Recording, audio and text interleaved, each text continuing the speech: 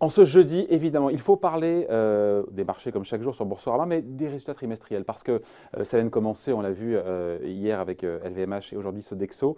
Demain, ça commencera aux États-Unis avec les valeurs bancaires. Bonjour Laurent. Bonjour David. Laurent Grassin, directeur de la rédaction de Boursorama. On attend un ralentissement des profits. On sent quand même de l'attentisme sur ces résultats. Oui. Et tout commence, on va dire vraiment, notamment aux États-Unis, demain avec les banques. Oui, c'est ça, parce qu'en fait, ça a déjà commencé. Il y a déjà des sociétés du S&P 500 qui ont publié leur trimestriel. Mais le bal, entre guillemets, va vraiment ouvrir demain avec les poids lourds. Les poids lourds JP Morgan, Wells Fargo. Pour les banques, elles seront suivies lundi par Citigroup ou encore Goldman Sachs. Et puis, évidemment, eh bien, ces attentes de bénéfices, elles se raccornissent un petit peu, notamment concernant les banques, puisqu'on va d'abord parler des banques. Refinitiv, qui est le nouveau nom maintenant de Reuters, le consensus était quand même sur une hausse de plus 8,2% des bénéfices il y a 6 mois pour le premier trimestre. Des banques. Des banques. Ouais. On est tombé à plus 2,3. Donc voilà, déjà un chiffre bien moins sympathique, notamment avec effectivement la position, le revirement de la Fed qui a pesé sur l'activité dès le premier trimestre. Résultat, c'est un segment du S&P 500 qui progresse plutôt moins bien que les autres, plus 8% par rapport à plus 13-14% pour le S&P 500.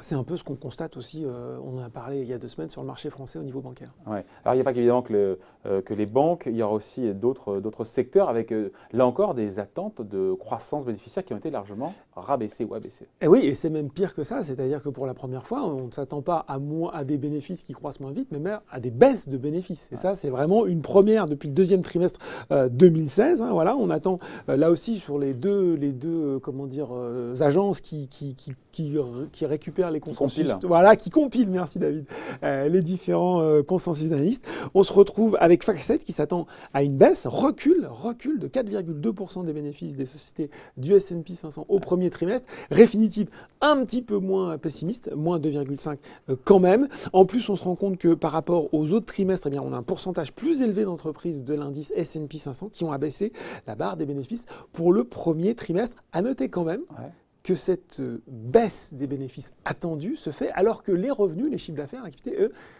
continuent à être attendus en hausse, plus 4,8% pour le premier trimestre, toujours pour le S&P 500. Ouais, donc sur les valeurs américaines, entre 2 et 5% de baisse des profits attendus. Comment est-ce qu'on explique ce qui est plus qu'un essoufflement pour le coup? Parce que maintenant, on est dans le rouge. Hein. Oui, tout à fait. Ah, il y a l'effet de base, j'imagine, sur le premier trimestre 2018. Déjà, effectivement, quelle est la grande différence? C'est ce plan fiscal Trump qui avait fait un véritable coup de boost sur les bénéfices en 2018 et qui n'est plus là. Après, on a différentes choses. On a effectivement l'influence des matières premières. On a juste l'effet de base qu'on explique. En fait, on regarde les résultats du premier trimestre 2019 et on les compare au premier trimestre 2018. Et comme il était très très bon ce premier trimestre, c'est dur de faire mieux. C'est exactement ça. Ça va être dur de faire mieux que ce petit coup de dopage qui nous a permis d'avoir une formidable progression des bénéfices en 2008. Donc il y a ça. Il y a l'effet plus ponctuel du shutdown. Par exemple, American Airlines qui a publié ses résultats trimestriels expliquait que ça avait eu un impact. Bon, ils ont 2 soucis. Il y a eu les 737 MAX ont été cloués au sol, donc ça n'a pas aidé.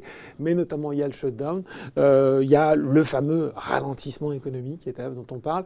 Voilà, en tout cas, quelques indications sur cette baisse des bénéfices. Les secteurs qui seront justement les plus concernés par ces bénéfices, a priori, revus à la baisse. Et bien là, on en a 3 qui se dégagent. En baisse et revus à la baisse. Alors là, en l'occurrence, on parle même de ceux qui vont être en baisse.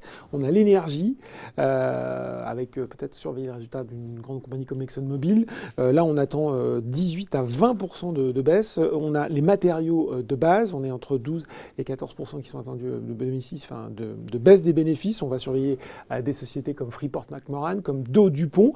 Et puis, on a la technologie, David, 8 à 10%, avec des grands noms comme Nvidia, comme Apple. Alors, Apple, ils vont publier le résultat du deuxième trimestre parce qu'ils sont décalés le 30 avril.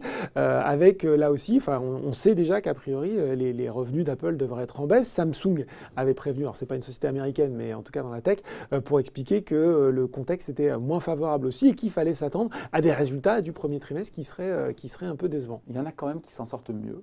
Alors, il y a quand même des secteurs où ça va bien. On a la santé, a priori, l'industrie, où là, on est sur toujours des profits en hausse. Les financières, malgré tout, même si on a abaissé les bénéfices. Ça reste dans le vert. Ça reste dans le vert, on est toujours à plus 2,3.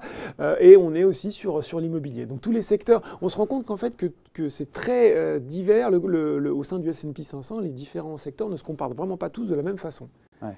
Alors, une fois qu'on a dit ça, on pourrait se dire qu'effectivement des des profits qui sont annoncés en baisse, c'est un signal de faiblesse, c'est négatif pour les marchés, Oui. ou on se dit au contraire que on l'a vu, qu'on l'a dit, qu'on l'a vu venir, c'était revu par vagues, tout ça maintenant c'est plutôt intégré et qu'on n'est pas à l'abri d'une bonne surprise. Exactement, en fait là il y a deux écoles de pensée, il y a le premier trimestre va être un creux et en fait la courbe bénéficiaire va repartir. C'est le consensus de marché. Ça. En ce moment, on est là-dessus. C'est-à-dire que ça va effectivement, en gros, ça baisse au premier trimestre, ça se stabilise au deuxième, et ça repart en troisième, et ça termine en apothéose peut-être au quatrième.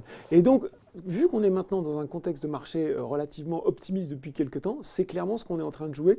Je disais hier une note d'analyse qui disait aussi qu'en fait, on se rend compte que le pétrole est plutôt bien orienté en ce moment et que les marchés sont bien orientés en ce moment. Donc, ça peut nous dire que finalement, quand cours de bourse et pétrole vont de pair, c'est que finalement, on a peut-être une demande qui tendrait à montrer que la croissance est bien orientée, donc qui irait à l'abri de ce scénario.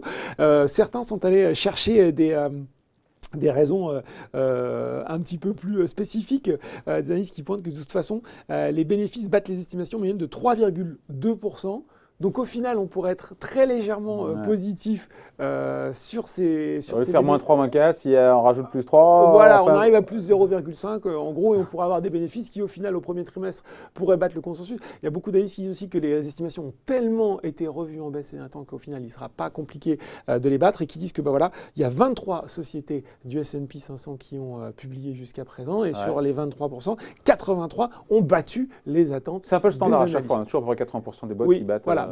Donc voilà, au final, on peut se dire qu'à partir du moment où on est passé, où on a intégré beaucoup de mauvaises nouvelles dans les cours, où on est plutôt sur un sentiment de marché plus favorable, c'est de se dire finalement le plus dur est passé. Alors attention. C'est ça c'est l'option optimiste. Voilà. Il y a une espèce de trou d'air et derrière, ça redémarre avec des bénéfices. On en pense quoi ça ? Voilà, justement, il y a l'école un peu optimiste de dire attention, puisque c'est ce que je vous disais, on voit bien que cette baisse des bénéfices s'accompagne d'une hausse des chiffres d'affaires de l'activité. Ce qui montre bien qu'il y a un pincement sur les marges des entreprises, notamment sur les valeurs technologiques, qui ont promis beaucoup en termes de progression de la rentabilité et des marges. Les valeurs technologiques, on connaît leur poids dans le S&P 500, on connaît leur poids dans le grands indices. Si elles ne sont pas au rendez-vous de la progression de la rentabilité, alors si c'est juste au premier trimestre, on peut se dire, allez, si c'est ce fameux trou d'air, si effectivement, là aussi, c'est un scénario qu'elles aussi sont en train de vendre. Samsung l'expliquait.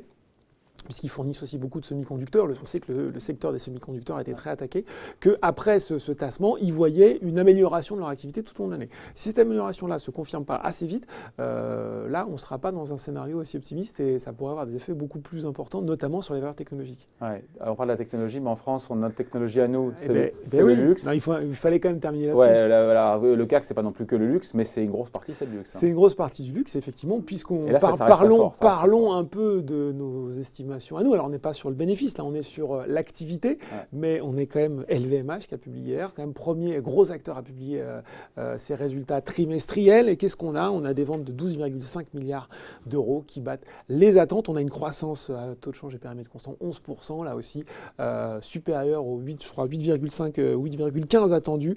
Donc, on voit bien que nos poids lourds du luxe sont en rendez-vous en termes d'activité. C'est vrai que maintenant, il y a Kering, il y a aussi Hermès dans le CAC 40. Donc ça, c'est quand même plutôt de bon augure pour ce qui s'annonce. Voilà. Alors, je ne dis pas que c'est l'heure de vérité sur les marchés, mais en tout cas, c'est un moment important, crucial. Alors tout le monde dit soit ça les porte au plus haut, soit ça va venir jeter un peu d'eau froide sur la progression de ce premier trimestre. L'avenir nous le dira, on sera là pour scruter ça ensemble. Merci beaucoup, Laurent. Merci, David. Bonne journée, bye.